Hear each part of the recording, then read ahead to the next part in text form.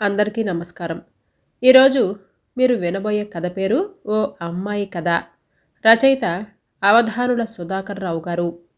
ఇది ఉపోద్ఘాతమా లేక కథలో భాగము అన్న మీమాంస అనవసరం, అప్రస్తుతం. దీపావళి కథల పోటీ ప్రకటన చూడటంతోనే కావేరి నా మనసులో మెదిలింది. ఆమె మా మామయ్య గారి కూతురు, నాకంటే 2 ఏళ్లు పెద్దది. ఆమె జ్ఞాపకాలు నా గుండెను పిండేయటంతో నేను ఈ కథను రాయటానికి పూనుకోవటం, రచయితగా నా శక్తిని నేను కూడగట్టుకోవటమే. మొదట్నుంచి నేను ఆమెను నా కథా వస్తువుకి పనికొచ్చే ఓ ముఖ్య పాత్రగా భావిస్తూ ఆమె గురించి నిశితంగా ఆలోచిస్తూ వచ్చాను. ఆమె గురించి కథ రాయటానికి నన్ను నేను పరీక్షించుకోవటమే. నా ప్రతిభకు ఇదొక సవాలు అని అనుకోవచ్చు. దానికి కూడా కారణం కావేరి జీవిత కథ సాధారణమైనది కాదు. ఆమె అంతరంగపు లోతుల్లో దాగిన వ్యధ, వేదన, ఆవేదన కాగితం మీద పరిచి కథారూపం ఇవ్వటం కత్తి మీద సాము లాంటిది. మామూలు మనుషులకి కావేరి ఓ సామాన్య యువతి. ఆమెలో ఎలాంటి ప్రత్యేకత లేదు. ఆమె తల్లిదండ్రులకు మొదటి సంతానంగా జన్మించింది. ఆ తర్వాత వరుసగా 4 ఆడపిల్లలే. మగ సంతానం కోసం ఎదురు చూసి చూసి ఆశ నిరాశ చేసుకుని తమకు ప్రాప్తం లేదు అని సరిపెట్టుకున్నారు. మొదటిసారిగా జన్మించిన ఆడపిల్ల మహాలక్ష్మి సమానురాలు అనే ఓ పిచ్చి నమ్మకం మిగిలి ఉండటం వలన కావేరి బాల్య జీవితం మహావైభవంగా సాగిపోయింది. అంతే. ఆమె జీవితంలో మంచి రోజులు, అదృష్ట రేఖలు అన్నీ ఆ పసితనంలోనే అంతమయ్యాయి. 5 ఏళ్ళు చిరు ప్రాయం నుండి ఆమెకు విషమ పరిస్థితులు, గడ్డు సమస్యలు ఎదురవటం ప్రారంభమైంది. కన్న తల్లిదండ్రులే ఆమెను నిరాకరించి ఏసరించుకునే దురదృష్టం పట్టింది. అందుకు ముఖ్య కారణం వాళ్ళకి 2వ సంతానంగా జన్మించిన హిమబిందు. ఆ పిల్ల చక్కదనంలో చందమామతో పోటీ పడుతుంది. ఆ అమ్మాయి పుట్టిన తర్వాత కావేరి కురూపితనం, అనాకారితనం వాళ్ళకి స్పష్టంగా భూతద్దంలో నుంచి చూపెట్టినట్లుగా కనిపించసాగింది. అది నిజం కూడా. చూసిన వాళ్ళు కూడా ఆ పిల్లలిద్దరూ ఒక తల్లికి పుట్టిన వాళ్లే అంటే అపనమ్మకంగా చూసేవారు. కావేరిని 5 ఏళ్లప్పుడు గవర్నమెంట్ స్కూల్లో చేర్చిన ఆ తల్లిదండ్రులు హిమబిందుకి 3వ ఏడు రాగానే బోలెడు డబ్బు డొనేషన్ కట్టి ఆ పిల్లని మంచి పేరున్న స్కూల్లో నర్సరీలో చేర్పించి తమ పక్షపాత బుద్ధిని చూపించుకున్నారు. అంతటితో ఆగలేదు. ఇంటికొచ్చిన ప్రతి వాళ్ళకి హిమబిందుని చూపించి మా 2వ అమ్మాయి అని అంటూ గొప్పగా చెప్పుకునేవాళ్ళు. చాలా తెలివి కలిగిందిలేండి. ఐఏఎస్ కానీ డాక్టర్ కానీ చదువుతుంది అని అంటూ తమ ఆలోచనలు కూడా బయటపెట్టేవాళ్ళు. మరి మీ పెద్దమ్మాయి మాటేమిటి అని ఎవరైనా ప్రశ్నిస్తే దాని ముఖం, దాని గురించి ఇప్పటినుంచే ఆలోచనలు ఎందుకండి, పెద్దయ్యాక గంతకు తగ్గ బొంతని చూసేసి ముడిపెట్టేస్తే సరే, మా బాధ్యత తీరిపోతుంది అని సమాధానం ఇచ్చేవాళ్ళు. అప్పుడు కావేరి వాళ్ళ పక్కనే ఉండేది. ఆమెకు ఊహ తెలిసి వాళ్ళ మాటల సారాంశం బోధపడి ఉంటే ఆ అమ్మాయి తట్టుకోగలదా, తల్లడిల్లి పోకుండా ఉండేదా? మొత్తం 5 ఆడపిల్లల్లో హిమబిందుదే మహర్జాతకం. ఆ అమ్మాయిని ఓ యువరాణిలా చూస్తారు. యాదృచ్ఛికంగా కొన్ని శుభాలు జరగటంతో అమ్మాయి పుట్టిన వేళా విశేషం గొప్పదని, అదృష్ట దేవత తమ 2వ సంతానంగా తమ ఇంటి గడప తొక్కిందని వగైరా వగైరా నమ్మకాలతో హిమబిందుకి ఎక్కడలేని ప్రత్యేకతను ఆపాదించారు. ఆమె తర్వాత పుట్టిన 3 ఆడపిల్లలకి కూడా తగు మోతాదులో ప్రేమాభిమానాలు అందజేయబడ్డాయి. అందరిలోకి ఒక్క కావేరి మాత్రమే శాపగ్రస్తురాలైంది. తను చేసిన తప్పేమిటో ఆ అమ్మాయికి ఎంత ఆలోచించినా అర్థమయ్యేది కాదు. స్కూల్లో అందరికంటే తనకి అత్యధిక మార్కులు వచ్చినప్పుడు ఆ సంతోషాన్ని ఇంట్లో ఉన్న అమ్మా నాన్నలతో పంచుకోవాలని ఆశగా, ఆరాటంగా తను పరిగెత్తుకుంటూ వచ్చి ఆయాసపడుతూ చెప్పినప్పుడు వాళ్ళు కసిరి కొట్టడంలో గల ఆంతర్యం ఆ పసి మనసుకు ఎలా తెలుస్తుంది? ఓస్ ఇంతేనా? ఈ మాత్రం దానికే ఇంత సంతోషపడాలా? వెళ్ళి వంటింట్లో పని చూడు అని అంటూ పుల్లవిరుపుగా మాట్లాడేసరికి కావేరి కళ్ళల్లో నీళ్లు సుడులు తిరిగేవి. ఇక తల్లి ఇంట్లో ప్రతి పనికి సహాయం కోరేది. మిగతా 4 పిల్లలు హాయిగా ఒక చోట చేరి కబుర్లు చెప్పుకుంటూ సరదాగా కాలక్షేపం చేసేవాళ్ళు. ఆ పిల్లలు కూడా కావేరి తమ అక్కని తమకంటే పెద్దదని ఏ మాత్రము అభిమానం చూపేవాళ్ళు కాదు. ఓసేయ్ కావేరి, నా బట్టలు ఇస్త్రీ చేసి పెట్టవే అని ఒకళ్ళు పనులు పురమాయిస్తే మరొకరు, ఏ కావేరి, మా ఫ్రెండ్ శారద వాళ్ళ ఇంటికి వెళ్ళి కెమిస్ట్రీ నోట్బుక్ పట్టుకురా అని అంటూ ఆర్డర్ వేసేవారు. ఇలా అందరి పనులతో ఆమె విశ్రాంతి తెలియని యంత్రంలా మారిపోయింది. కావేరిది స్వతహాగా చురుకైన బుర్ర. ఆమె ఏక సంతాగ్రహి. ఏ విషయమైనా ఒక్కసారి చెబితే చాలు ఇట్టే మెదడు పట్టేస్తుంది. మిగతా నలుగురు పిల్లలకి అంత తెలివితేటలు లేవు. వాళ్ళందరూ కూడా ఇంగ్లీష్ బడిలో చదివినా తనకంటే తక్కువ మార్కులే వస్తాయి. కావేరి ప్రోగ్రెస్ కార్డులో అన్ని 80 మార్కులే అయినా తండ్రి సణుక్కుంటూ సంతకం పెడతాడు. శ్రద్ధగా చదవకపోతే మాన్పించేసి ఇంట్లో కూర్చోబెడతా అని అంటూ బెదిరించేవాడు. అదే హిమబిందు కానీ మిగతా పిల్లలు కానీ 40 మార్కులు తెచ్చుకుంటేనే అదో గొప్ప విషయంగా వాళ్ళని మెచ్చుకుంటూ బొగ్గ మీద ఒక ముద్దు పెట్టి అభినందిస్తూ ఉంటాడు. ఈ తేడాలు, తారతమ్యాలు కావేరి మనసుని బాధపెట్టసాగాయి.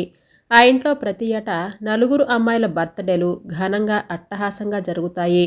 మరి తను వాళ్ళకి పుట్టిన బిడ్డ కదా, తనని వాళ్ళతో పాటు సమానంగా చూడరు. ఎందుకని? ప్రతి పండక్కి కొత్త బట్టలు తెచ్చినప్పుడు ముందుగా హేమబిందుకి బాగా ఖరీదు పెట్టి మంచి నాణ్యమైనవి కొంటారు. ఆ తర్వాత ముగ్గురికి ఒక మోస్తరైనవి కొంటారు. తనకి అంతకంటే చౌక రకంలో మరీ నాసిగా ఎబ్బెట్టుగా ఉండే బట్టలు కొనటానికి ఆ తల్లిదండ్రులకు అసలు ఎలా మనసొప్పిందో. 13వ ఏట కావేరి యుక్త వయసులోకి అడుగుపెట్టింది. అది ఆమెకు శాపంగా పరిణమించింది. ఆమె తల్లిదండ్రులు కావేరిని బడికి వెళ్ళొద్దని ఆజ్ఞాపించారు. అప్పటికి ఆమెకు వయసంటే ఏమిటో తెలియదు. పాపం, చదువుకోవాలని తనకెంతో ఉత్సాహం ఉబలాటం. హఠాత్తుగా తనకి శిక్ష ఏమిటో ఆమెకు అర్థం కాలేదు. తల్లిదండ్రులను బతిమలాడింది. ఇంటి పనులకు ఆటంకాలు ఇబ్బంది కలగకుండా నేను చదువుకుంటాను అని వేడుకుంది. ఫలితం శూన్యం. వాళ్ళు నిర్దయగా మొండితనంగా కావేరి చదువుని 8వ క్లాస్తో గట్టెక్కించారు. అప్పట్నుంచి ఆ అమ్మాయి బతుకు మరీ అధ్వానమైంది. హేనాతి హేనంగా ఫుల్ టైం పని మనిషిలా మారింది. సరిగ్గా ఆ సమయంలోనే నేను వేసంగి సెలవులకు వాళ్ళ ఊరికి వెళ్ళాను. అప్పుడు నేను డిగ్రీ స్టూడెంట్ని. ఆ ఇంట్లో ఆమె పరిస్థితి ఏమిటో ఒకరు చెప్పకుండానే నాకు తెలిసిపోయింది. ఆమె పట్ల భేదభావం చూపుతున్న మా అత్తయ్య మామయ్యలని మనస్సులోనే అసహించుకున్నాను. అక్కడెక్కువ రోజులు ఉండటానికి నా మనస్సు అంగీకరించలేదు. కావేరి నా మనోభావాల్ని చదివింది. రమేష్, నా గురించి బాధపడి నువ్వు మనసు పాడు చేసుకోకు. 4 రోజులు సరదాగా గడిపి వెళదాము అని వచ్చావు. నువ్వు సంతోషంగా ఉండకపోతే నాకెలాగో ఉంటుంది అని అంది ఆమె. ఆమె మానసిక ఔన్నత్యానికి ముగ్ధుణ్ణయ్యాను. తన మూలంగా ఇతరులు ఇబ్బంది పడకూడదు అనే భావన ఎంత గొప్పది! ఆ సంస్కారం ఎంతమందికి ఉంటుంది? మా కాలేజీ మ్యాగజైన్లో నా కథ అచ్చయింది. అది చదివింది కావేరి. బాగానే రాశావు, రచయితగా భవిష్యత్తులో రాణిస్తావు అని అంటూ తన అభిప్రాయం చెబుతూ ఇలా అంది. రమేష్, నా జీవితాన్ని కథా వస్తువుగా ఉపయోగించుకోవటానికి నీకు నేను అనుమతిని ఇస్తున్నాను. అయితే అది ఇప్పుడు కాదు. రచయితగా నీవు కాస్త అనుభవం సంపాదించి చెయ్యి తిరిగాక అప్పుడు నా కథ రాయి. ఆ కథ నేను చూసినా చూడకున్నా పర్వాలేదు. అప్పటికల్లా ఒకవేళ నేను చనిపోయినా నీ కథ వలన ఎప్పటికీ సజీవంగా ఉంటాను కదా. నీకు తెలియదు రమేష్, నా ఇల్లే నాకు చెరసాల, నా వాళ్లే నాకు శత్రువులు. ఓ పాత తెలుగు సినిమా పాట నువ్వు వినే ఉంటావు. ధరణికి గిరి భారమా, గిరికి తరువు భారమా, కని పెంచే తల్లికి పిల్ల భారమా. లోకంలో సహజమైన విషయాన్ని ఆ కవి తన పాటలో పొందుపరిచాడు. కానీ రమేష్, విచిత్రం ఏమిటో నా వరకొచ్చేసరికి ఆ సహజత్వం తిరగబడింది అని అంటూ తన దురదృష్టాన్ని నిందించుకుంది కావేరి. కొన్ని సంవత్సరాలు గడిచిపోయాయి. నా చదువు పూర్తి కావటం, నా అదృష్టం కొద్దీ వెంటనే సెక్రటేరియట్లో ఉద్యోగం రావటం, ఆ తర్వాత వివాహం జరిగి జీవితంలో సెటిల్ కావటం కూడా జరిగాయి. మరి కావేరి సంగతేమిటో? No change. ఏ మార్పు లేకుండా అలాగే అవివాహితగా మిగిలి ఉంది. ఆమె గురించి తలచుకుంటే భయం, బాగా దిగులు కారు మేఘాల్లా కమ్ముకుంటాయి. ఆమె జీవితం అన్యాయమైపోతుంది అన్న ఆందోళన నన్ను కుంగదీసింది. హేమబిందుకి బ్యాంకులో ప్రొఫెషనరీ ఆఫీసర్గా ఉద్యోగం వచ్చింది. అప్పటినుంచి ఆమె ఓ దేవతైపోయింది మా అత్తయ్య మావయ్యలకి. హేమబిందు గర్విష్టి, అహం, పొగరు ఆమె నరనరాన జీర్ణించుకొని ఉన్నాయి. ఇప్పుడు ఈ రకంగా తన దశ తిరగటంతో ఆమెకు కళ్ళు నెత్తికెక్కాయి. ఉద్యోగరీత్యా తనని ఆదిలాబాద్ వేశారు. అక్కడికి తనతో పాటు కావేరిని కూడా తీసుకెళ్ళింది. తనకి వేళకి వండి వడ్డించటానికి తన పనులన్నీ చేసి పెడుతూ కూలిదానిలా పడి ఉండాలి అక్కడ కావేరి. హిమబిందు తనతో పాటు బ్యాంకులో పనిచేసే ఓ కుర్రాడితో ప్రేమలో పడింది. ఇరుపక్షాల పెద్దలు పూరుకొని వారిద్దరికీ వివాహం జరిపారు. అమ్మాయి అబ్బాయి పరస్పరం ప్రేమించుకున్న కట్న కానుకలు వగైరాలు అన్నీ యథావిధిగా జరిగాయి.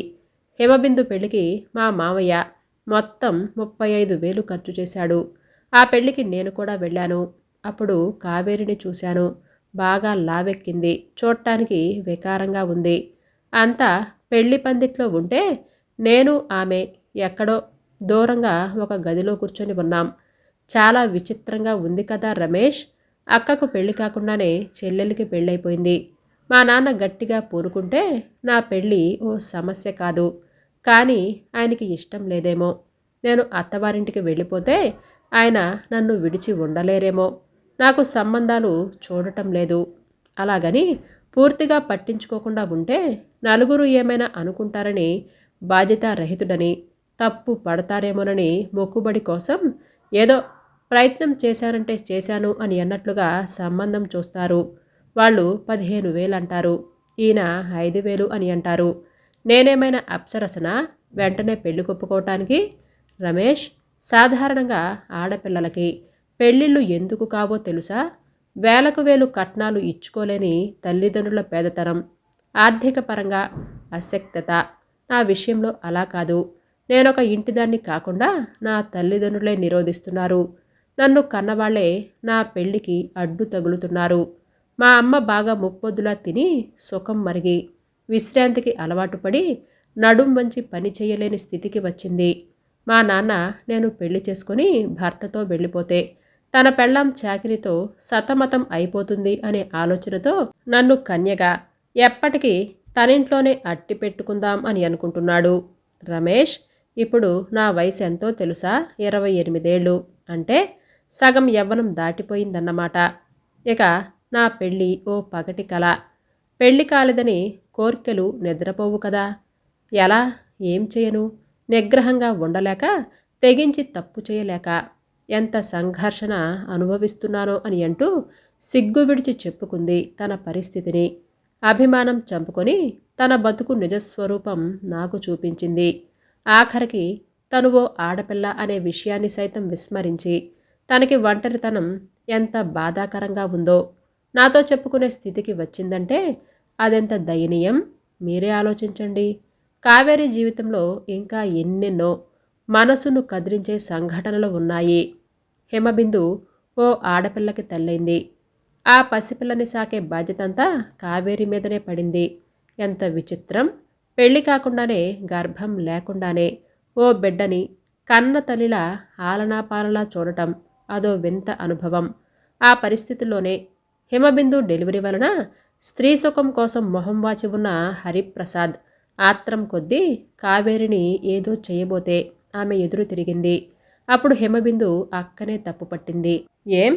మా ఆయనకి ఏం తక్కువైంది?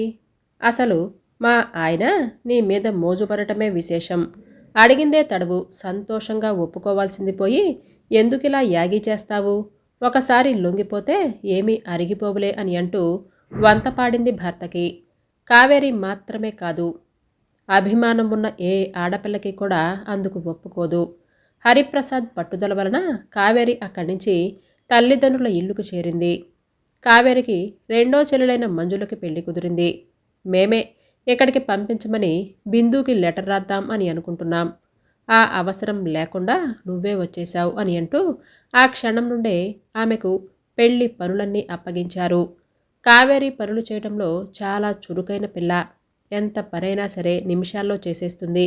10 మంది మనుషుల పెట్టు ఆమె. కేవలం కావేరిని చూడటం కోసమే నేను ఆ పెళ్లికి వెళ్ళాను. ఎప్పట్లాగే పెళ్లి సమయానికి మేమిద్దరం అందరికీ దూరంగా ఉన్నాం. అప్పుడు ఆమె ఇలా అంది, రమేష్, నా చేత వీళ్ళు చాకిరీ చేయించుకుంటున్నారు అని నాకెటువంటి బాధ లేదు.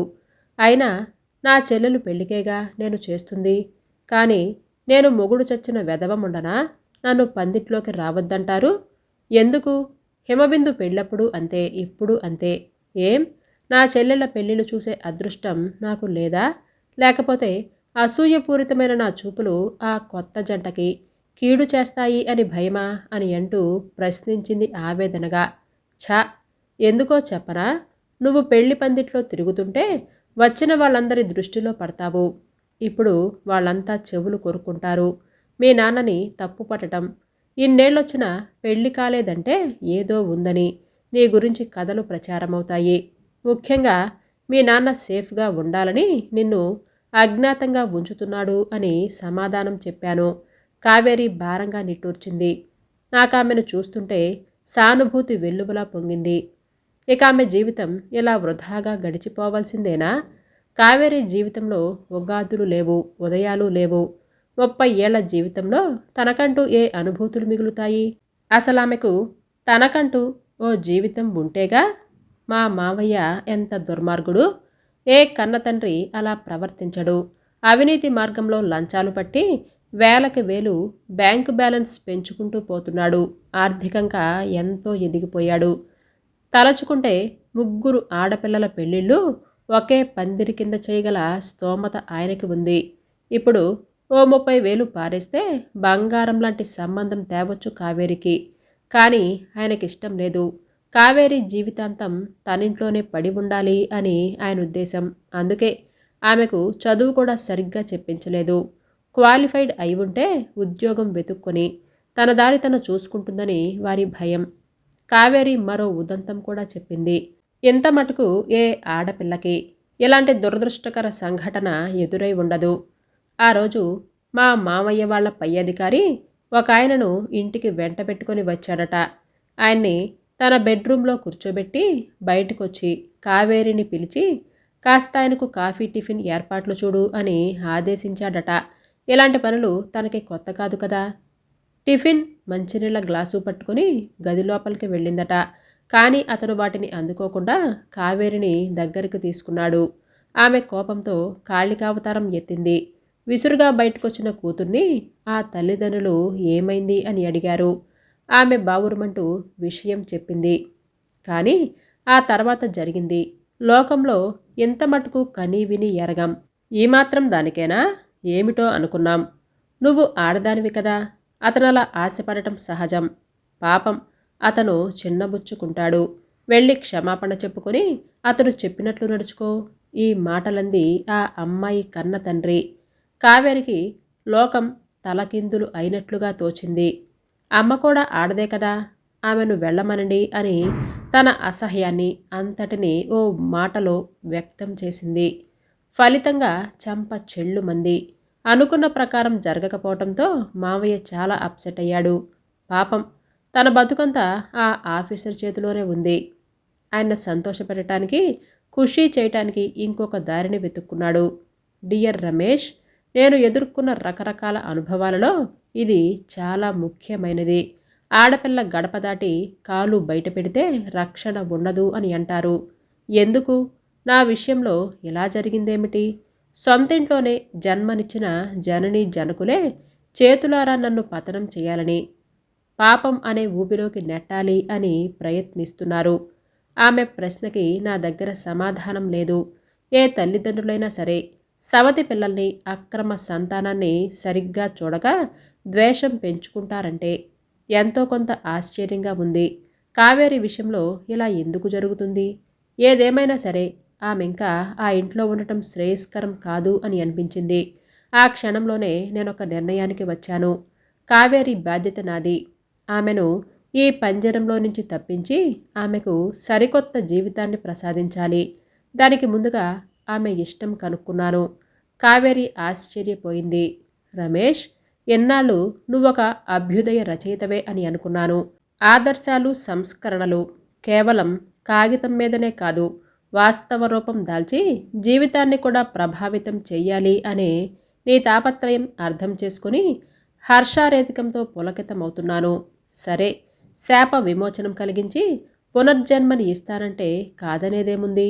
నా జీవితం నీ చేతుల్లో పెడుతున్నాను. నువ్వు ఏ నిర్ణయం తీసుకున్నా శిరసా వహిస్తాను అని అంది. హైదరాబాద్ రాగానే కృష్ణమూర్తిని కలిశాను. అతను మా సెక్రటేరియట్లో ఉన్న ఎస్పీహెచ్ బ్రాంచ్లో క్యాషియర్. నాకు మంచి మిత్రుడు. కావేరి గురించి అతనికి తరచుగా చెబుతూ ఉంటాను. అతన్ని సూటిగా అడిగాను, కావేరిని పెళ్లి చేసుకుంటావా అని. వాడి సమాధానం, ఒరే ఈడియట్, అడగటమేమిటి? నన్ను నువ్వు రిక్వెస్ట్ చెయ్యాలా? నా మెడను వంచి కూర్చోబెట్టి పెళ్లి చేసే అధికారం, హక్కు నీకుంది అని అన్నాడు. దానికి నేను ముగ్ధున్నయ్యాను. మా స్నేహబంధం ఎంత పటిష్టమైనదో ఇక ప్రత్యేకించి చెప్పనవసరం లేదనుకుంటా. అన్ని వివరంగా మాట్లాడుకుంటే మంచిది. ఫస్ట్ ఆఫ్ ఆల్, మా కావేరి బాగుండదు. కొద్దిపాటి ఆకర్షణ కూడా ఆమెలో ఉండదు. కానీ ఆమె మనసు, గుణగణాలు ఏ విషయంలోనైనా ఏ ఆడపిల్లకి ఆమె తీసిపోదు. చిన్నప్పటి నుంచి కష్టాలే తన నేస్తాలుగా పెరిగింది. ఆ అమ్మాయి, ఆమెను చేసుకున్న మగాడు ప్రశాంతంగా ఉండగలుగుతాడు. గొడవలు, స్పర్ధలు లేకుండా ఆ సంసారం స్వర్గంలా ఉంటుందని హామీ ఇవ్వగలను. నువ్వు బాహ్య సౌందర్యానికి, శరీరపు మెరుగులకి ప్రాముఖ్యతనిచ్చే మనిషివి కాదని తెలిసి నీతో ధైర్యంగా ఈ విషయాన్ని మాట్లాడగలుగుతున్నాను. మనిద్దరి అభిప్రాయాలు ఒకటే. నీలాంటి సంస్కారవంతుడి సహచర్యంలో కావేరి సుఖపడుతుంది. చివరి అంశం, నీకు నా అన్న వాళ్ళు ఎవ్వరూ లేరు. దాదాపుగా కావేరి పరిస్థితి కూడా అంతే. ఆమె వివాహానికి వాళ్ళింట్లో ఎవ్వరూ ఒప్పుకోరు కాబట్టి ముందు రహస్యంగా పెళ్లి జరిగాక తర్వాత ఈ విషయం అందరికీ తెలుపుదాం అని అన్నాను. మరి నాకు కాళ్ళు కడిగి కన్యాదానం ఎవరు చేస్తారు? నేనేరా. కావేరి నా కూతురే అనుకో. కాసేపు వాడు తేలికగా నవ్వేశాడు. అంతా సిద్ధం అయిపోయినట్లుగా వెంటనే కావేరికి ఉత్తరం రాశాను. అందులో ప్రోగ్రాం కూడా నేనే రూపొందించాను. పలానా ట్రైన్కి బయలుదేరి రమ్మని. నేనెక్కడ సికింద్రాబాద్ స్టేషన్లో ఆమెను రిసీవ్ చేసుకుంటానని అందులో రాశాను. వెంటనే తిరుగు టపాలో నేను కోరిన ప్రకారం ఆమె దగ్గర నుంచి రిప్లై వచ్చింది. టికెట్ రిజర్వ్ చేయించుకున్నానని ఆమె రాస్తూ కంపార్ట్మెంట్ నెంబర్ వగైరాలు రాసింది.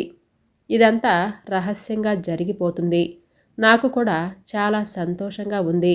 జీవితంలో ఓ గొప్ప పని చేస్తున్నాను అనే తృప్తి కలిగింది. అనుకున్న రోజు సమీపించింది.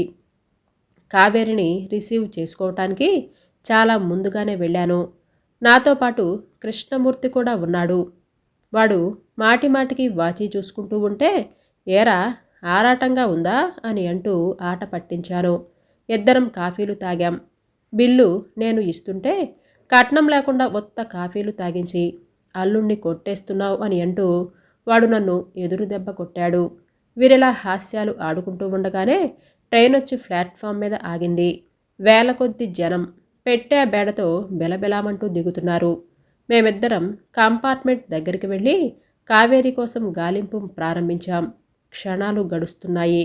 క్రమక్రమంగా కంపార్ట్మెంట్ మొత్తం ఖాళీ అయింది. ఆఖరికి ప్లాట్ఫామ్ కూడా మళ్ళీ ఎప్పట్లా పలచబడిపోయింది. కావేరి జాడ కనిపించదేం. ఆవిడ రాలేదా? రాకుండా ఎందుకుంటుంది? ఒకవేళ ఏ అవాంతరం ఎదురైనా తప్పించుకొని రాగల చాకచక్యం ఆమెకుంది. ఆదిలోనే హంసపాదు ఇలా జరిగిందే. నా మనస్సులో లేదు. ఏదో ఆరాటం, ఆందోళన. కృష్ణమూర్తి నా భుజం తట్టాడు. డోంట్ వరీ, ఏ ఆటంకం వలనో ప్రయాణం వాయిదా పడి ఉంటుంది. ఏం జరిగిందో ఏంటో వెంటనే ఉత్తరం రాయి అని అన్నాడు. ఇలా జరుగుతుందని ఊహించకపోవటం వలన తదుపరి కర్తవ్యం ఏమిటో నిర్ణయించుకోలేకపోయాను. కావేరి రాకపోతే పోయింది, కానీ ఎక్కడున్నా సురక్షితంగా ఉందా?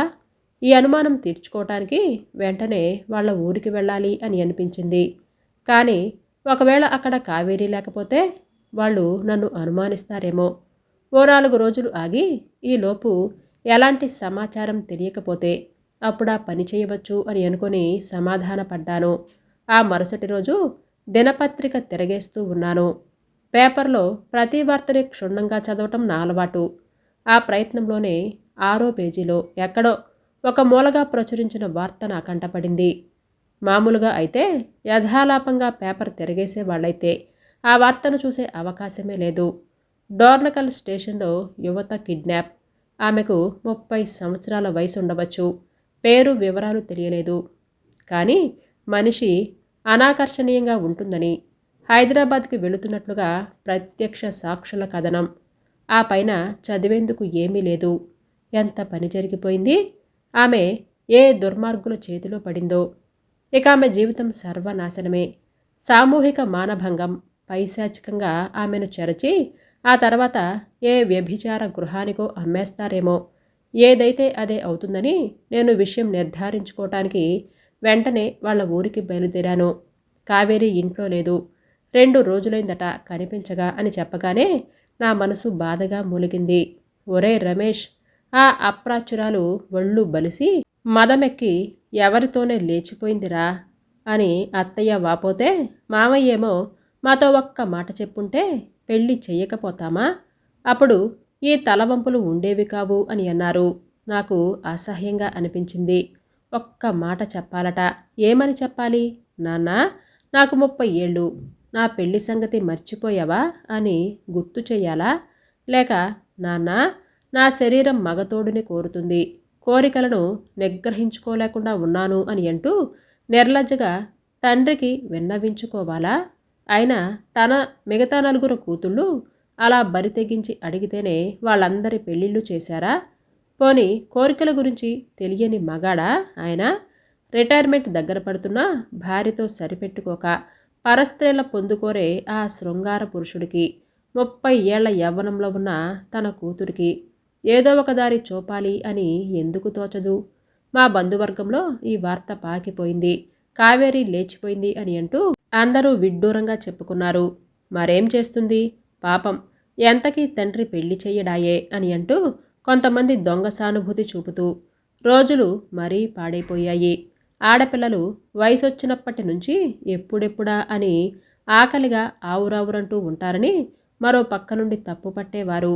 ఆ వ్యాఖ్యలన్నీ చెవికి వినబడుతుంటే నా మనసు విలవిలలాడిపోయేది. అయ్యో, ఆమెనేమీ అనకండి. కావేరి ఏ తప్పు చేయలేదు. ఆమెను నిందించకండి. ఆమె ఎవరితోనూ లేచిపోలేదు. అంత సంస్కారహీనురాలు కాదు. ఆమె సెక్స్ కోరికలని అణుచుకోలేక ఎవరితోనో పారిపోయిందని ఎందుకు అనుకుంటారు? ఒకవేళ ఆమె నిజంగా ఆ పని చేయదలుచుకుంటే ఇప్పుడా 18 సంవత్సరాల యవ్వనం వృధాగా గడిచాక ఇప్పుడు తొందరపడిందని ఎలా నమ్ముతున్నారు అని గొంతెత్తి అరవాలి అని అనిపించేది నాకు. అంతేకాదు, ఇందుకు నేనే పూర్తి బాధ్యుణ్ణి. నా వలనే ఇలా జరిగింది. ఆశలు చంపుకొని బతుకుతున్న ఆమెకు నేనే జీవితం మీద ఆశలు కల్పించాను. పాపం, ఆ ఆశలు తీర్చుకుందాము అని పరిగెత్తుకుంటూ వస్తుంటే దారిలో పొంచి ఉన్న ఏ క్రూర మృగమో ఆమెను కబళించి వేసింది. కావేరి దేవత. ఆమెకు ఏ పాపం తెలీదు. ఆమె మనసులో స్వచ్ఛతే తప్ప కల్మషం, కుళ్ళు లాంటి వాటికి తావే లేదు. కావేరి పేరులాగానే మనిషి కూడా పవిత్రమైన నదిమ్మ తల్లి లాంటిది. ఆమె గురించి నీచంగా మాట్లాడితే నోరు పడిపోతుందిరా అని అంటూ ఆమె నిరపరాధి అని ఆమె గురించి ఎలుగెత్తి చెప్పాలి అని అనిపించేది నాకు. అలా చేయటం కూడా ప్రమాదకరమే. అప్పుడు నాకు అక్రమ సంబంధం అంటగడుతుంది ఈ లోకం. ఆమెను సమర్థిస్తూ వెనకేసుకు వస్తున్నాడు అని అంటే వీళ్ళిద్దరి మధ్యన కూడా ఏదో గ్రంథం నడిచే ఉంటుంది అని అంటూ నా మాటలకి వక్ర భాష్యం చెప్పుకుంటారు ఈ మనుషులు. ఇదే నేను మీకు చెప్పదలుచుకున్న ఓ అమ్మాయి కథ. ఆ తర్వాత కావేరి గురించి మీకెంత తెలుసో నాకు అంతే. ఎక్కడో ఏ వ్యభిచార గృహంలోనో నికృష్ట జీవితం గడుపుతుందో లేదా మరణించి ఉందో. ఒకవేళ అదే నిజమైతే ఆమెను పుట్టించమని వేడుకుంటాను. అందుకే నాకిద్దరు మగపిల్లలు ఉన్నప్పటికీ ఫ్యామిలీ ప్లానింగ్ గురించి ఆలోచించదలుచుకోలేదు. నా కోరిక తీరితే ఆ పుట్టిన పాపకి నేను పెట్టబోయే పేరే కావేరి. ఈ కథ మీకు నచ్చిందండి? అయితే లైక్ చేయటం, సబ్స్క్రైబ్ చేయటం, షేర్ చేయటం మర్చిపోవద్దు. మీ అమూల్యమైన అభిప్రాయాలను నాకు కామెంట్స్ రూపంలో తెలియజేయండి.